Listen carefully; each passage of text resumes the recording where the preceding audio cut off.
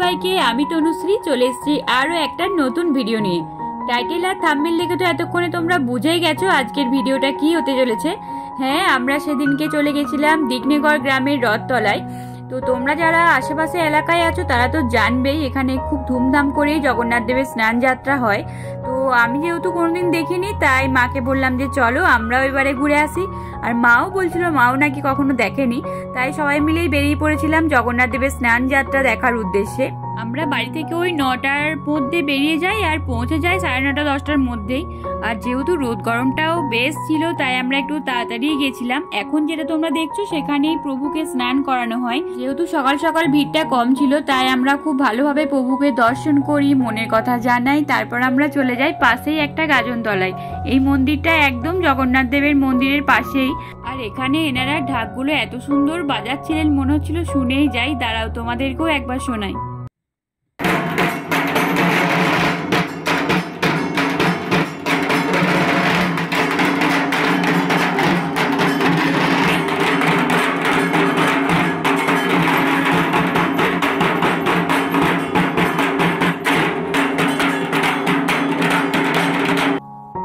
আমরা এখানে বেশ কিছুটা সময় কাটাই। যেহেতু ওখানে জগন্নাথ দেবের স্নান যাত্রা 11:30 12টার আগে হয় না, তাই আমরা এখানে অনেকটা সময় কাটাই, গাজন দেখি, তারপর আবার মন্দিরে যাই। আর এখানে জায়গাটাও অনেকটা ঠান্ডা ছিল, কিন্তু রোদ গরমটা যেহেতু প্রচণ্ড ছিল তাই আমি তো পুরো কলকল করে ঘামছিলাম। আর এখানে মায়ের কোলে আমি বসে পড়েছি, ভীষণ কষ্ট হচ্ছিল। তারপর একমাত্র সঙ্গী গরমের আইসক্রিম। তো আমরা সেদিনে 9 করে 4-5টা করে আইসক্রিম খেয়েছি সকলে। তো তারপর আমরা আইসক্রিম খেয়ে আবার চলে এলাম মন্দিরে।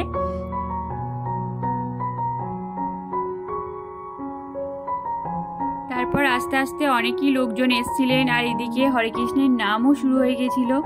আর এখানে না কুপনের সাহায্যে 12 মাসই ভোগ প্রসাদ খাওয়ানো হয়। আর আমরাও সেদিনে ওখানেই ভোগ প্রসাদ খেয়েছিলাম। এই যে এখানে তারই সব প্রস্তুতি চলছে। সব মিলিয়ে দিনটা বেশ ভালোই কেটেছিল সেদিনকে। আশেপাশে যা হচ্ছে। আর এই যে সবচেয়ে বয়স্ক মানুষটা এখানে বসে আছে। তোমরা যারা যারা জগন্নাথ দেবের দর্শন করতে পারোনি তারা আমাদের সঙ্গেই এখানে জগন্নাথ দেবের দর্শন করে নাও। আর কমেন্টে কিন্তু অবশ্যই লিখে জানিও জয় জগন্নাথ।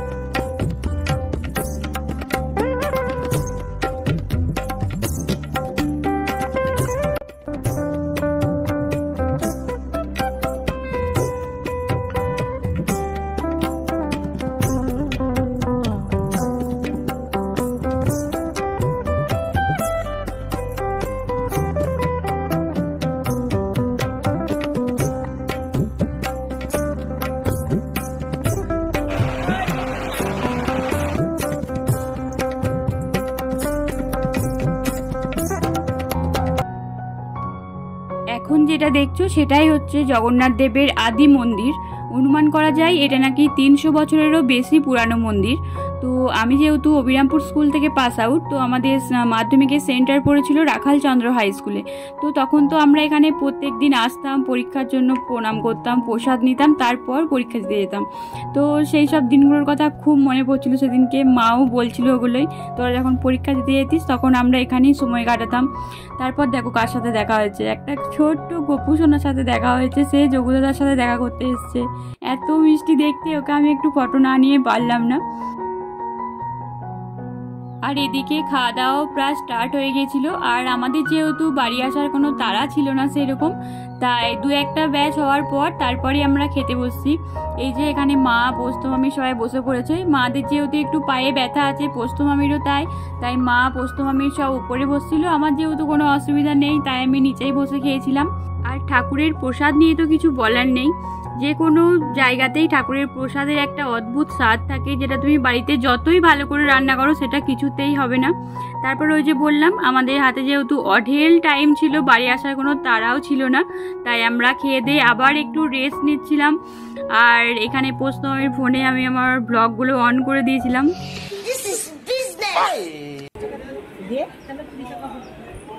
বেশি চাইলাম দিল না।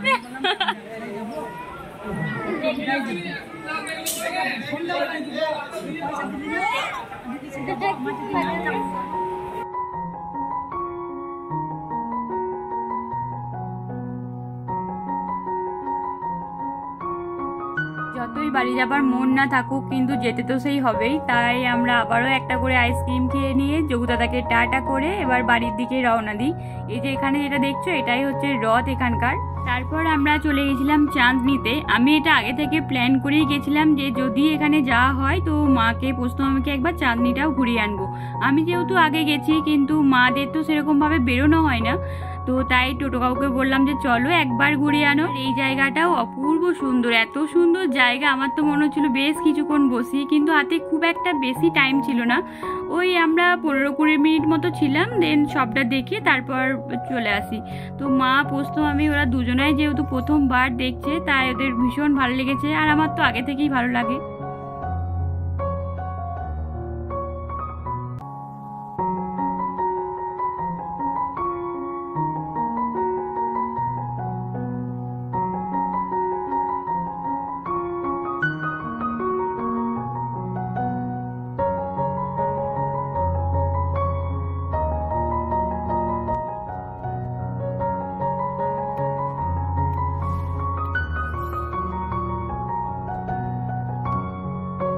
আর এই ফুলটার কালারটা শুধু দেখো, এটা সম্ভবত পঞ্চমুখী জবা, কিন্তু এই কালারটা আমার খুব পছন্দ হয়েছে, খুব সুন্দর।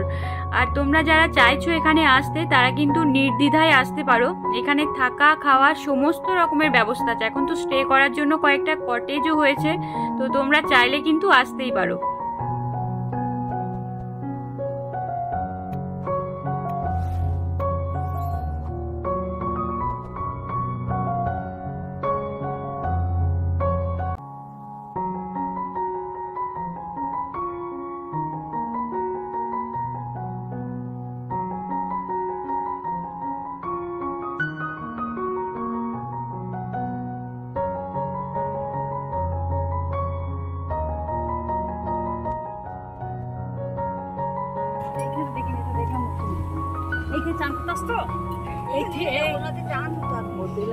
তারপর আমরা যাই কেউতলা শ্মশানকালী মায়ের কাছে প্রণাম করতে। যেহেতু মা, পোস্ত মামি দুজনেরই খুব ইচ্ছে ছিল এখানে আসার, তাই ভাবলাম চলো তোমাদের ইচ্ছেটা পূরণই করা যাক।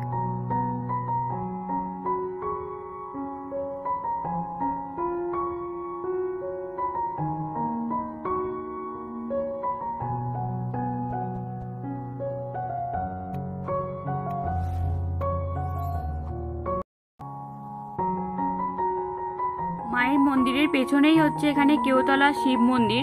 তো এখানে আমি আগে এসেছি আমার বন্ধুদের সাথে, কিন্তু মায়ের সাথে কখনো আসা হয়নি। মা বললেন এখানে দেখ যেই মূর্তিটা রয়েছে, উনি নাকি আমার দিদার গুরুদেব।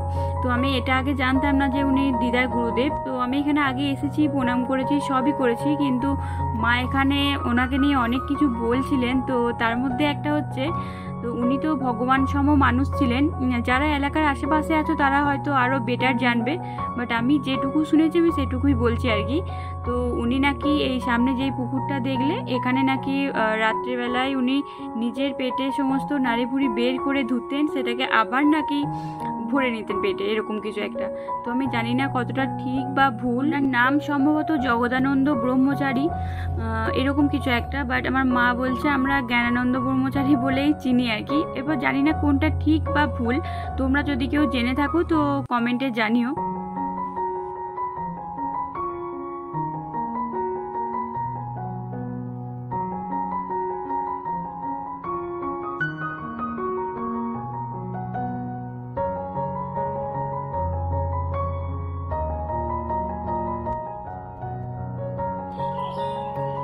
এখানে মহাদেবটা নেই তো। হ্যালো সূর্যি মামা, হাই।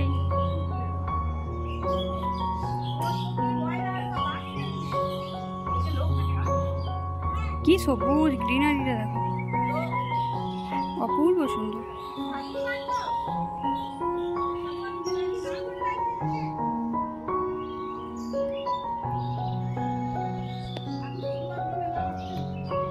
আমার মা তো ওখানে কয়েকজন ছিলেন, তাদের সাথেই গল্প করছিলেন এখানে মেলা হয় নাকি, কিন্তু ওনারা বলছিলেন যে হ্যাঁ শিবরাত্রির সময় নাকি মেলা টেলা বসে। আর আমারও মনে পড়ছে আমি 2-1বার মেলাতে গেছিও ওখানে, তো অনেক দিন আগেকার কথা বলছি, রিসেন্ট জানি না, তবে ওনারা বললেন যে শিবরাত্রির সময় নাকি এখানে মেলাও হয়।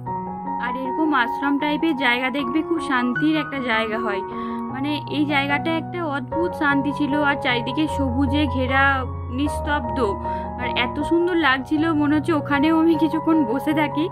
তো আমরা এখানে অনেকক্ষণ ছিলাম, প্রায় 40 মিনিট 45 মিনিট মতো ছিলাম। তারপর মা বলছিল এখানেও নাকি অনেক হরিতকি গাছ আছে, মা নাকি এখানে আগে থেকে কুড়িয়ে নিয়ে গেছে। সেটা কখন জানো, সেটা হচ্ছে আমরা যখন এইচএস পরীক্ষা দিই।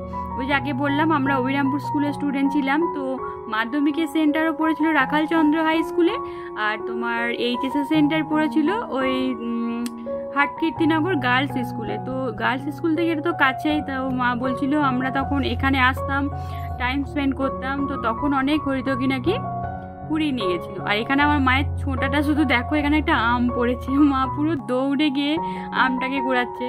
আর আমটা কিন্তু খুব টেস্টি ছিল, পরে আমরা খেয়েছিলাম সবাই মিলে। ধপ করে বললো মা ছুটে যেয়ে কুড়াতে।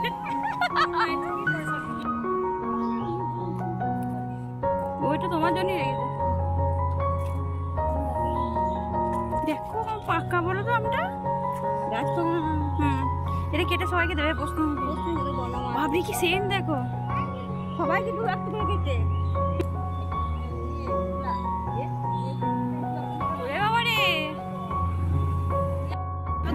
টাটা বাই বাই করে বাড়ি চলো। এই যে আমরা ধরে নিয়েছি বাড়ি ফেরার পথ। তো সারাদিনটা বেশ ভালোই কাটলো সবাই মিলে, একদিনের সফর আমাদের শেষ এখানে। আর তোমাদেরও ভিডিওটা কেমন লাগলো অবশ্যই কিন্তু কমেন্টে জানিও। ভাল লাগলে একটা লাইক করো, কমেন্ট করো, আমার খুব ভাল লাগবে। আর শেয়ার করতে কিন্তু একদম ভুলো না, পারলে সাবস্ক্রাইবটাও করে দিও। চলো দেখা হচ্ছে নতুন কোনো ভিডিওর সঙ্গে খুব তাড়াতাড়ি। সবাই সুস্থ থেকো, ভালো থেকো। আর হ্যাঁ দাঁড়াও, কমেন্টে কিন্তু জয় জগন্নাথ লিখতে একদম ভুলবে না। তো চলো টাটা, জয় জগন্নাথ।